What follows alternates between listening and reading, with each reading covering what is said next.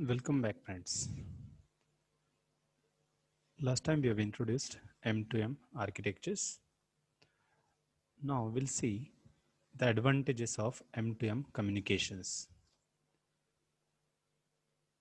If we see the basic primary advantage of M2M communication is intelligent wireless devices, and this does not require a direct human intervention. If we consider the primary advantage of machine to machine communication, intelligent wireless devices. So all these devices, wireless devices, we can say are collaboratively collecting the data. It means everybody is doing its job and all together. So collaboratively, they are collecting the data or information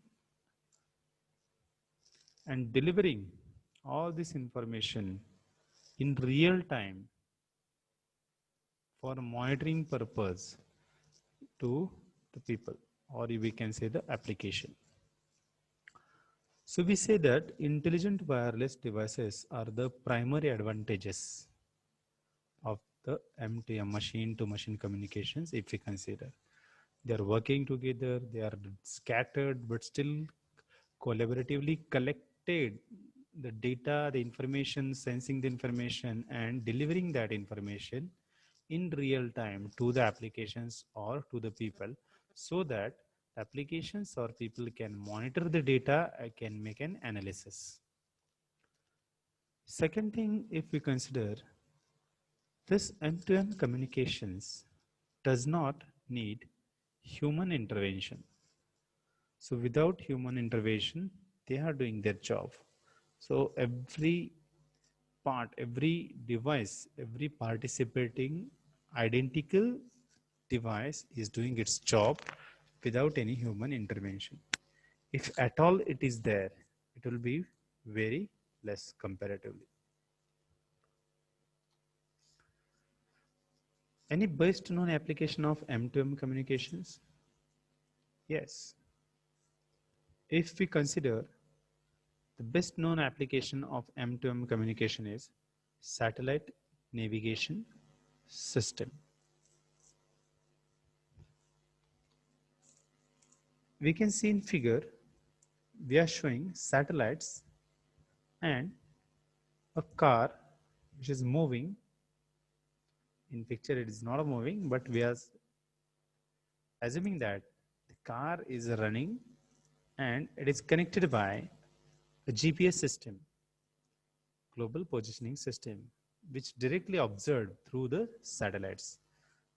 So as car moves, the satellites in real time are capturing the identification of the car as a machine, as a device, and sensing and sending this information to satellite or through application. Even we can see by sitting inside a car that in which direction we are moving, where we are traveling, at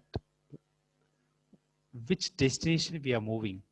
So this we can real time observe by sitting inside a car. So you can assume that I am driving a car and myself can observe where I am heading. And this is possible by using the GPS, Global Positioning System. GPS, or you can say there are a number of things. Even India has launched its own satellite which will help to navigate.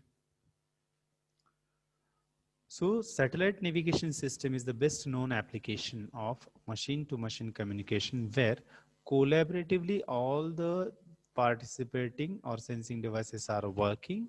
They are collaboratively collecting the data.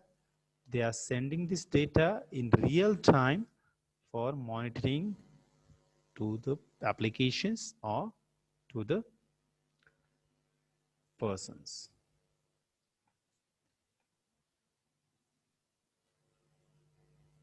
Any other applications? Yes. We'll consider typical different applications and benefits of machine to machine, that is M2M communications. Remember, last time we have seen that M2M is part of IoT, right? If we consider applications like e-healthcare, where the benefits are remotely patient monitoring can be done by using e-healthcare for better healthcare.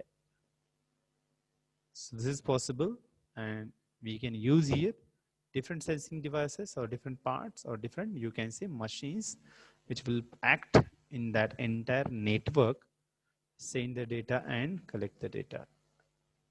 Smart home system, in real time remote security and surveillance we can do at smart home. Environmental monitoring, effective monitoring at low cost is possible using this environmental monitoring, where we are sensing temperature, gas, the overall condition, wind, and all those stuffs. Industrial automation is again one of the better applications which we can say as a M2M communication, benefiting remote equipment management for cost saving. So these are the different typical applications, and the best known application of M2M communication is satellite navigation system.